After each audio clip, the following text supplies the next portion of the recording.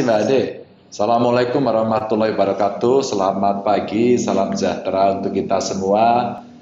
Terima kasih Mas Bima. Tadi saya mengikuti, saya menikmati betul paparan beliau, detail banget. Dan saya belajar betul karena saya termasuk bagian orang yang selalu merasa bersalah. Kenapa kemudian kita tidak bisa melakukan hal-hal yang tadi Mas Bima sampaikan. Ini keren. Mbak Sari, terima kasih sudah memberikan bantuan untuk menjadi juru bahasa. Kita juga belajar lagi. Bapak Ibu teman-teman, webinar ini menurut saya menarik karena kita didorong terus untuk membuat satu sistem sosial kita, layanan publik kita makin inklusif. Dan ternyata in detail kita membutuhkan hal-hal seperti yang Mas Bima Indra tadi sampaikan, dan hari ini hadir banyak sekali kawan-kawan dari PPK Agama dari luar. Oh, ada juga ini yang dari UNER ya, ada gambarnya UNER ini. Dan terima kasih ini. Terima kasih semuanya. Teman-teman, ada satu cerita menarik.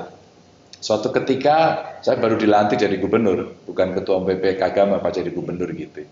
Tiba-tiba kawan-kawan difabel datang. Saat itu mereka mau masuk ke rumah dinas saya sehingga harus dibopong. Dan pada saat itu teman-teman menyampaikan, Pak Gub kok nggak ada aksesnya ya, itu cerita pertama. Dan saat itu langsung saya bilang, besok pagi harus dirubah jangan lebih dari 1 minggu. Dan setelah itu ternyata ada ketentuan dari Kementerian PU, saya lupa aturan persisnya, mungkin teman-teman bisa membantu nanti kalau nggak salah permen itu. Peraturan menteri yang mengharuskan bangunan-bangunan itu bisa diakses untuk teman-teman difabel. Dan saat itulah saya minta untuk diperiksa semuanya dan kita nemu betul dan sebagian besar ternyata memang tidak ramah. Jadi Mas Bima sampaikan itu betul adanya. Tapi alhamdulillah akhirnya mulai hari ke hari orang mencatat, mengkritik, ya, menanyakan, terus kemudian itu bisa menjadikan sesuatu yang baik itu untuk perbaikan-perbaikannya. Nah, cerita kedua terjadi di wilayah Purworejo, ya kampung orang tua saya begitu. Saat itu ada perempuan yang sekolah, dia difabel mental, terus kemudian saya kira teman-teman melihat ya, dipukuli oleh temannya 3 orang, dia cewek dipukuli oleh 3 cowok. Dan yang menarik buat saya adalah baru ketahuan ternyata si pelajar, si cewek ini seorang difabel. Dan setelah itu saya cari dan saya dibully oleh kawan-kawan aktivis. Salah satu aktivis menyampaikan kepada saya tidak pedulilah, saya nggak ngerti lah soal ini, dan saya akui memang saya tidak mengerti. Tapi kalau tidak peduli, nanti dulu gitu ya. Dan ada satu dosen perguruan tinggi di Jogja juga melakukan kritik keras kepada saya, bahkan ditulis secara terbuka di dalam satu medsos. Akhirnya saya cari dan saya bisa bertemu dengan dia. Lalu disampaikan beliau ke saya, Pak Ganjar, membuat sekolah inklusi itu nggak sulit, yang penting mau. Oh ya, gitu. Oke, kalau gitu besok saya suruh inklusi semua. Tapi ternyata guru-guru saya tanya tidak begitu. Teman-teman, diskusi webinar ini akan menarik ketika kemudian kita bisa bersepakat untuk bisa mengidentifikasi apa sebenarnya kebutuhan yang harus ada dan kebijakan publik apa sebenarnya mesti kita bikin, kapan itu bisa kita lakukan. Adakah kemudian pendapat-pendapat pribadi itu bisa merepresentasikan dari berbagai kelompok dan itu akan bisa dilaksanakan dengan gampang? Sebenarnya jawabannya adalah tidak. Apa yang terjadi dari kejadian yang ada di Purworejo itu, saya telepon salah satu dosen itu, Bung, Anda mau nggak datang ke anak itu, Anda lakukan pendampingan, insya Allah saya mau biayai kalau Anda mau. Sekaligus ini bagian dari katakanlah Anda mau riset juga boleh dan sebagainya. Nah, akhirnya pada saat dia datang ke tempat itu ya problemnya tidak semudah kemudian yang dituliskan, yang diomongkan. Teman-teman, dari 2 cerita ini sebenarnya ingin saya sampaikan bahwa kita mesti serius pada soal itu. Suatu ketika saya juga ditanya oleh Pak Penas, terus kemudian datang orang dari UNICEF ya, ngobrol sama saya. kenapa Anda membuat sebuah program perencanaan pembangunan nasional yang unik? Saya bilang, enggak ada unik, saya biasa-biasa saja. Ternyata uniknya kata mereka yang mengamati, kami punya 6 ekskarisidenan. Ini sebagai gubernur, sekali lagi bukan sebagai ketua umum Kagama, bercerita in practice gitu ya. Ada 6 ekskarisidenan, kami harus menyusun satu program pembangunan, kami harus libatkan semuanya. Katanya no one left behind, oke, tidak boleh kita tinggalkan. Dan tradisi itu saya kembangkan, kami mendatangi ke 6 ekskarisidenan, dan kemudian kami paparan, bupati paparan, dan saya selalu memberikan kesempatan kepada 3 penanya pertama sebagai tindakan afirmasi. Yang pertama adalah kelompok perempuan, yang kedua adalah kelompok anak-anak, dan yang ketiga adalah kawan-kawan difabel. Setelah itu yang lain pangkatnya sama. Ini 3 ini harus prioritas dulu, yang lain sama. Nah pada saat itulah kemudian teman-teman penyandang disabilitas itu selalu menyampaikan catatan-catatan kritis, meskipun tiap tahun disampaikan terus dan tiap tahun juga belum terlaksana terus gitu ya. Jadi mereka minta kesetaraan, aksesibilitas, tapi yang luar biasa dari mereka dilaksanakan dengan disiplin yang tinggi.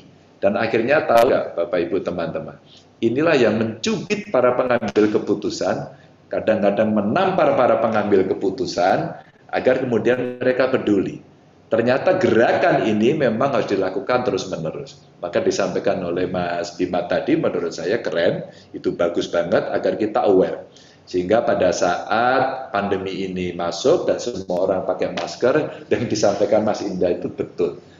Mas Bima itu betul. Jadi kawan-kawan itu ada yang datang ke saya, mereka dari kelompok difabel, dan mendesain satu masker yang di sini ada plastik. Pada saat itu keren sih bentuknya ya. Pada saat saya pakai saya nggak ngerti maksudnya. Mungkin ini hanya gaya-gayaan saja. Bentuknya tidak seperti yang dipakai oleh Vida Yudi ini. Vida Yudi ini pakai masker putih dia sambil naik motor dia. Nah, apa yang mau saya ceritakan? Yang saya ceritakan adalah saya panggil dan ternyata memang dia tuli. Lalu saya minta ada juru bahasa seperti Mbak Sari ini menceritakan kepada saya, Pak Ganjar, ini mau cerita bahwa desain itu memang sengaja dibuat transparan. Untuk apa? Agar mulut orang yang bicara itu bisa dibaca. Wah, saya seperti orang diselomot gitu ya, kaget saya. Ternyata sampai di situ. Bagaimana inovasi kreasi kawan-kawan itu dalam konteks fungsi yang bisa disampaikan sehingga komunikasi sangat bisa lancar. Ini belum sampai pada etika. Kadang-kadang Mas Bima, saya sendiri aja kadang-kadang merasa malu. Oh lupa ya, harus tepuk. Oh iya ya betul, kadang-kadang betul tadi mesti jongkok dan sebagainya sebagai bentuk penghormatan. Jadi saya belajar. Maka ketika kemudian banyak orang mencaci maki saya pada soal itu, biasanya saya akui. Anda ini nggak ngerti. Oh, saya nggak ngerti. Anda ini bodoh. Betul, saya itu bodoh banget ternyata. Anda ini nggak bisa membuat kebijakan itu. Iya pancen gitu. So, hari ini silakan Anda datang. Maka saya menyampaikan terima kasih dari PPK Agama, dari kawan-kawan membuat webinar ini, sehingga nanti rekomendasi-rekomendasi itu penting untuk kita bagikan pada pengambil keputusan. Ya, mungkin nanti kita bisa bukukan, kita berikan pada kementerian, kalau perlu kita berikan sama teman kita ya Pak Jokowi gitu kan, teman kita ya, untuk kita sampaikan agar ini menjadi kebijakan nasional, sehingga hal-hal yang sifatnya minimum itu mesti diberikan, minimum aja deh gitu, itu bisa diberikan. Nah, nanti ini bergerak pelan-pelan sehingga kita aware. Sama juga ketika saya ketemu teman siapa anaknya Mas Raisa Hitapi itu siapa? Surya. Suatu ketika Surya ikut kunjungan bersama Pak Jokowi. Naik pesawat, ngobrol di pesawat kepresidenan. Nah setelah itu mampirlah dia di Semarang. Kami berbincang banyak dan sengaja Surya diajak oleh Pak Jokowi. Saat itu Surya bercerita dengan saya, keren banget. Sekarang dia masih di Amerika dan dia cerita bahwa dia kerasan di Amerika. Yang membanggakan buat saya adalah Surya hebat banget. Yang menyedihkan buat saya, dia cerita, Pak Ganjar saya kerasan di Amerika, kayaknya saya kepingin tinggal di sini. nggak pengen balik. Karena apa? Dia merasakan kebutuhan dia bisa terfasilitasi semua. It's okay. Tapi ya selalu rumput tetangga lebih indah begitu ya. Dan ini menjadi satu tantangan buat kita untuk kita bisa mencarikan jalan keluar untuk kita bisa setiap merencanakan pembangunan selalu memberikan ruang akses kepada kawan-kawan difabel ini. Dan ternyata betul dari pelajaran itu akhirnya saya hari ini selalu bisa berkomunikasi dengan komunitas-komunitas. Di Salatiga saya pernah sepedaan dari Semarang ke sana ditunggu di pinggir jalan ketika teman-teman difabel kumpul, termasuk orang tuanya. Kalau kemudian mereka kurang seperti yang Mas Bima sampaikan, oke. Kita berikan, terus kemudian kita mulai dilatih, kita mulai peduli. Tapi ada pertanyaan seorang ibu yang menggendong anaknya, Pak Ganjar, kalau kemudian kawan-kawan ini dilatih, kawan-kawan ini diberikan keterampilan, diberikan akses, wow, kami senang sekali. Tapi saya punya pertanyaan, Pak. Apakah kami ini orang tua yang punya anak penyandang disabilitas ini, kami juga tidak bisa diberikan program pelatihan. Loh, ibu kan oke. Ibu butuh pelatihan apa? Nah, ada apa coba yang diminta? Yang diminta, Pak, anak saya ini hidup sambil menangis. Hidup tapi tidak bisa apa-apa. Jadi, saya sempat ketemu dengan Mbak Ana Fante juga sama. Ada yang hidrosipalus, ada yang Pak Ganjar. Mbak Ana Fante itu cerita, orang kan bicara ya, kadang-kadang kalau marah, dasar nggak punya otak katanya. Pak ini nggak punya otak dalam arti sebenarnya. Jadi dia tidak bisa melihat, dia hanya tidur, tidak bisa bergerak dan hidup. Saya tukang ngomong, saya tukang pidato. Seumur-umur saya speechless itu ketika sama Mbak Ana Fante. Dan tiba-tiba ada anak yang bisa bicara, bisa ngomong, dan namanya Anjar. Agak mirip sih nama saya. Dan dia minta digendong, dan pada saat saya gendong, dia dengan bangganya bilang, gimana kalau ketemu Pak Ganjar? Dia hanya bilang, metal gitu katanya. Metal katanya gitu. Jadi saya terharu terus akhirnya saya gendong, dan Pak Ganjar ini hidrosipalus dan berhasil kita tangani dalam kondisi seperti ini. Teman-teman, dari cerita itulah kemudian ibu-ibu di Salatiga itu, oh iya ya, Pak Ganjar, tolong latih saya agar mental saya kuat. Karena saya harus ngomong anak ini. Karena ini titipan Tuhan. Waduh, habis saya, rontok semuanya. Sampai saya itu cuma domblong gitu aja. Ya sudah, lalu apa ibu yang dibutuhkan? Saya nggak ngerti Pak Ganjar. Ya sudah, nanti cari pakar, cari orang yang bisa ngerti. Mungkin di antara yang ada di webinar ini punya nanti konsep-konsep untuk bisa menolong. Jadi tidak hanya menolong si anak atau saudara kita yang difabel, tapi orang tuanya. Saya baru mengerti problem-problem sosial itu yang membuat saya minimal ya, atau mungkin kita itu menjadi tidak bisa apa-apa. Kebanggaan-kebanggaan, kesombong-sombongan itu rontok semua. Yang merasa hebat, merasa jawara itu nggak ada artinya semuanya. Dan tiba-tiba kita menjadi sangat lemah menghadapi situasi itu. Mungkin itu yang saya rasakan. Teman-teman, saya menyampaikan terima kasih kawan-kawan peduli dan kemudian membuat sesuatu webinar ini yang mungkin ya saya tidak memberikan PR untuk menyelesaikan semuanya tentu saja. Tapi gagasan-gagasan, pikiran-pikiran dengan voluntarisme, kesukarelaan, dan kawan-kawan mau, menurut saya ini hebat, menurut saya ini keren. Dan inilah yang kemudian kita harapkan nanti hasilnya bisa kita share, dan banyak kok kawan-kawan yang kemudian nanti peduli membuat satu gerakan-gerakan lagi.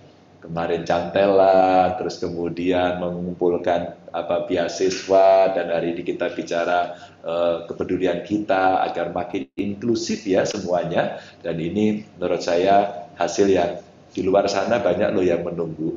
Ini belum tentu kita bisa terus-terusan bicara dalam komunitas yang ngeklik bisa ketemu bareng-bareng dalam satu misi, satu visi. Tapi nanti mulai ketemu.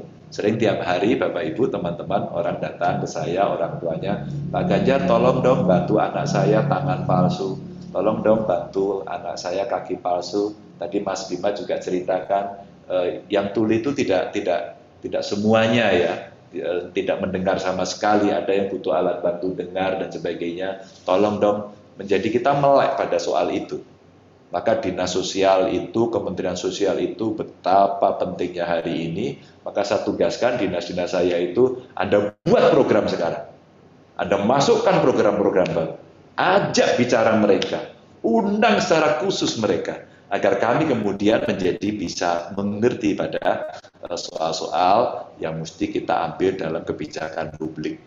Teman-teman, selama diskusi, selamat merumuskan nantinya rekomendasi-rekomendasi, dan saya hormat, saya appreciate atas gagasan yang luar biasa ini. Terima kasih, sehat selalu. Assalamualaikum warahmatullahi wabarakatuh. Terima kasih Pak Ganjar.